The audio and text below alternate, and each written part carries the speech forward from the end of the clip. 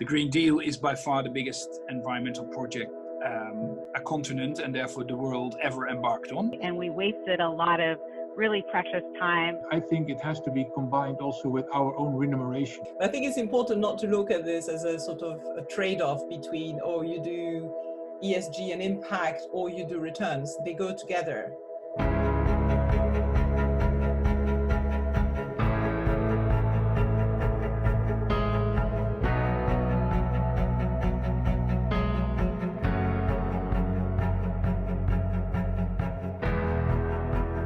Welcome.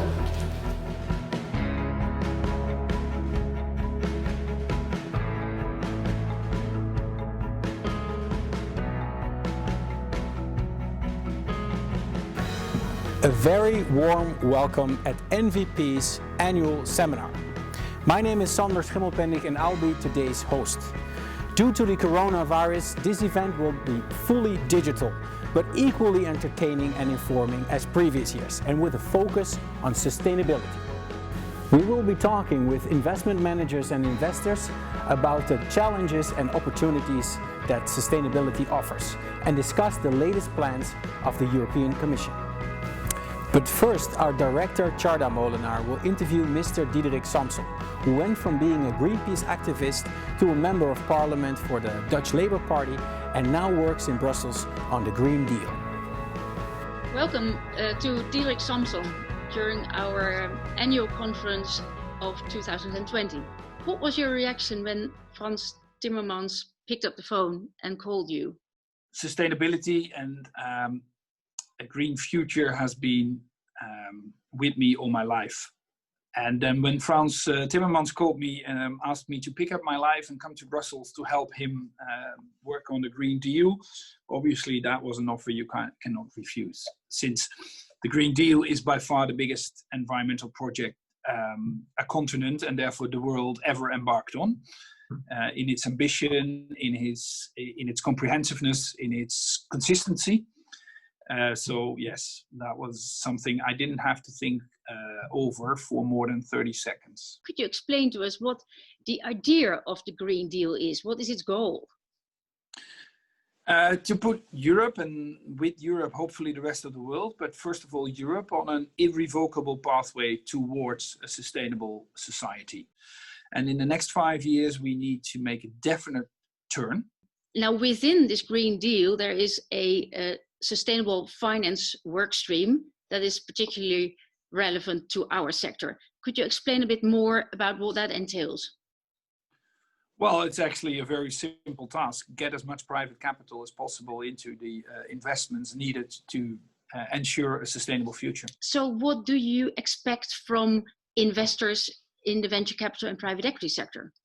Well, as you say, venture capital and private equity has certain advantages, also some disadvantages, but let's keep that for another time. But the advantages are obviously that you are risk takers.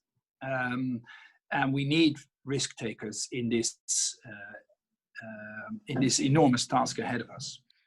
I can fully understand when you take up a big initiative as a Green Deal that you also need to standardize. How can we make it possible for SME investors and SME companies to be included in this initiative while they are not always in the situation that they can deliver all those detailed data in a one-size-fits-all approach?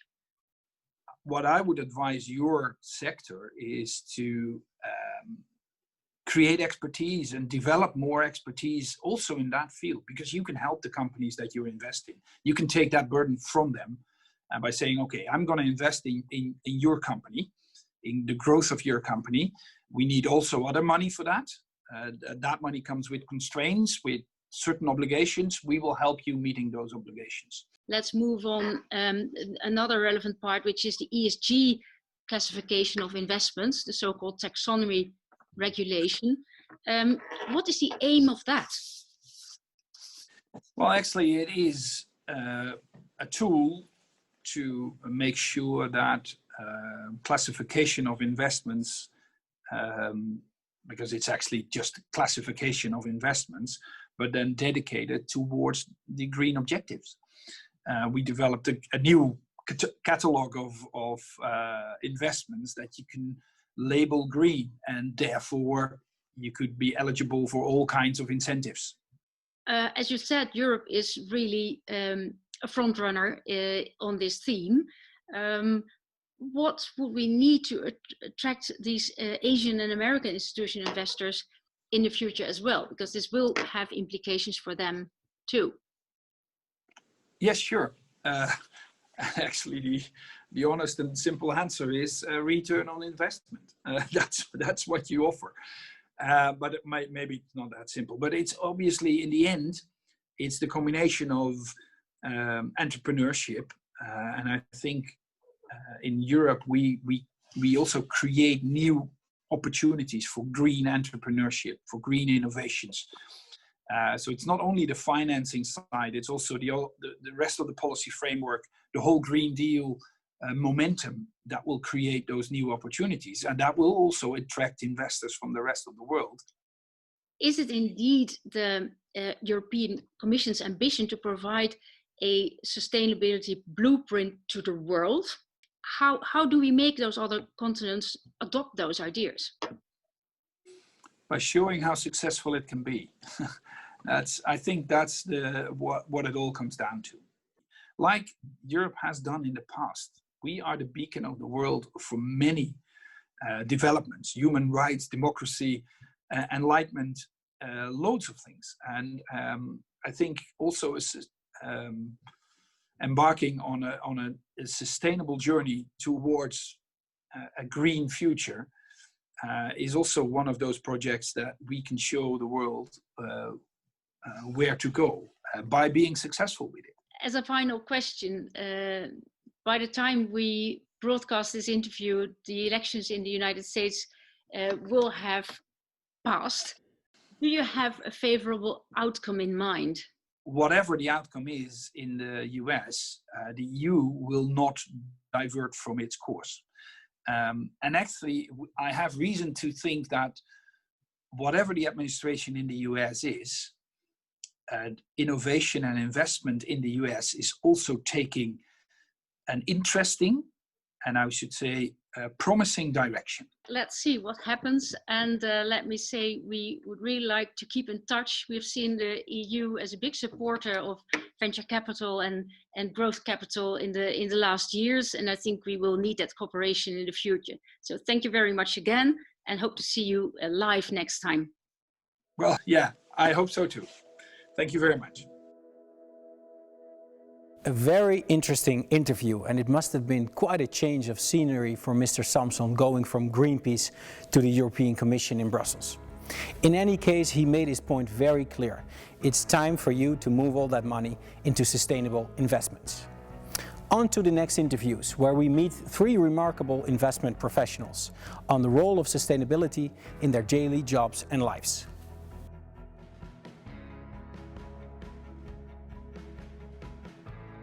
Sustainability has become a guiding principle in my life over time.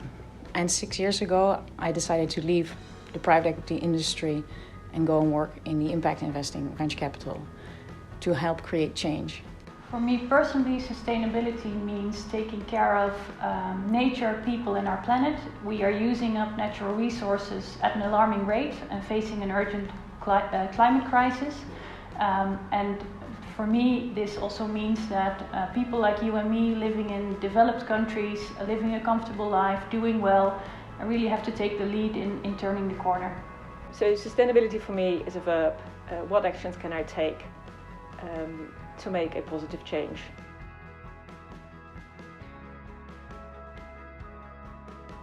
What we need in our fund, in our industry, is large amounts of funding for our innovative companies that are building large-scale facilities that are the first of its kind. And it's not only about finding the technologies, but it's also about finding the finance to help them on their road to impact. Samson talks about how he expects private capital to also make the right choices, and I think he hits a fair point, because I think it's really the role of venture capital and private equity to allocate capital to those companies who behave responsibly and really want to do better. I think the private equity industry is very well suited to integrate ESG into its processes, and in that way can help the EU to achieve its sustainability objectives. I also think that the measures and regulations that come into place should really encourage investors to take action and set objectives that are achievable and not overly costly.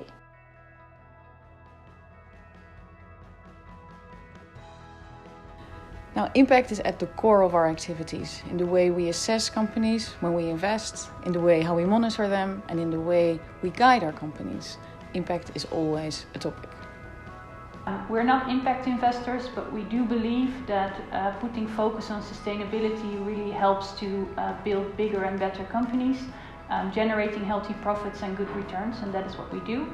So we have been integrating ESG into our processes for over a decade, and it's been great to see how the industry has progressed over that year and how private equity companies have developed.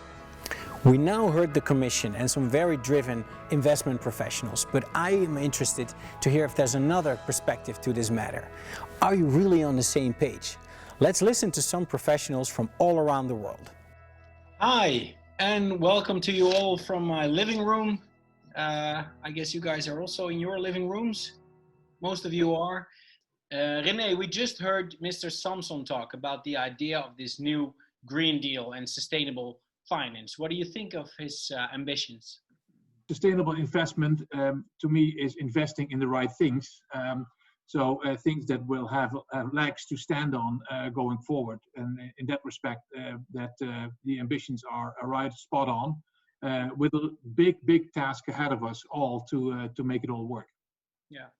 Elizabeth, ambitions are nice, but then, of course, the next question is, how realistic are they? He's speaking of a carbon neutral continent in 2050. That seems very, very ambitious.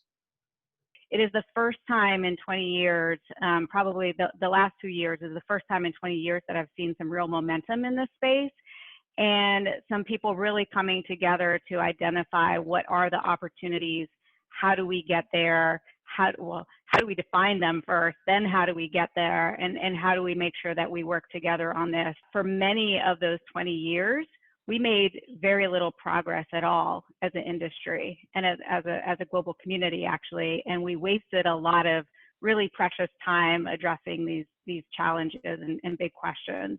Yeah. What I am excited about is the recognition that the financial sector is so critical here, and the fact that everybody seems to be really focused on it now.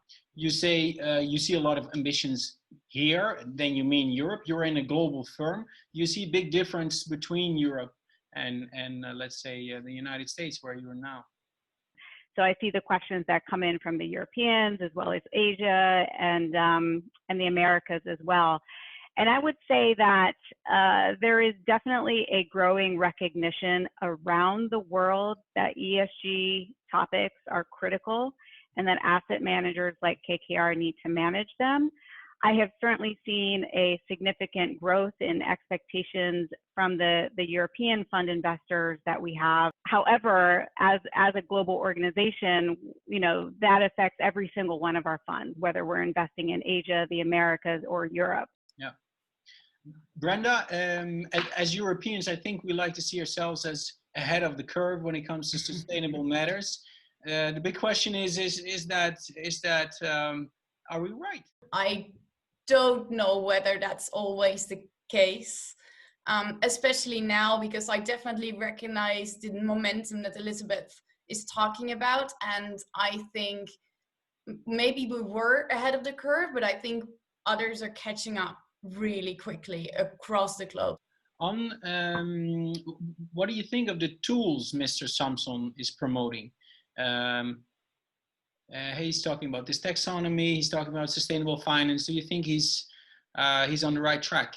I think it's an ambitious agenda. I think it's important to have an ambitious agenda because we need to get somewhere. And I think the tools are a very important step to make these things happen. In my future role as Chair of Invest Europe, I think what I would like to insist on is emphasize the importance being a bridge between the smaller fund managers, the bigger fund manager, the smaller LPs and the bigger LPs, so that everyone has the tools to be able to use sustainable finance, sustainability as a value add tool. Samson in his clip is painting an image of your industry, of your private equity sector, as risk seekers, as companies who are willing to take a risk.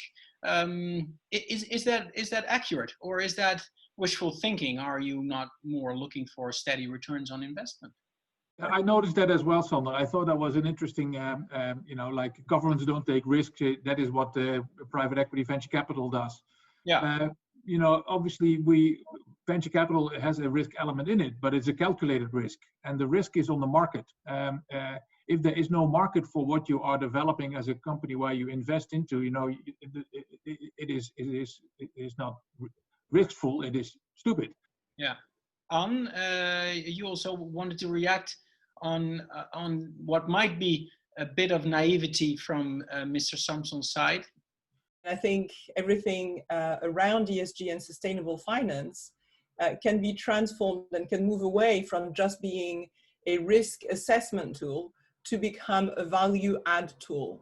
And in that sense, the private equity industry, which is, yes, able to take some risk, is also well placed to calculate this risk through its very active ownership model. How do you think about companies who do not align with the definitions as you stated in this taxonomy report?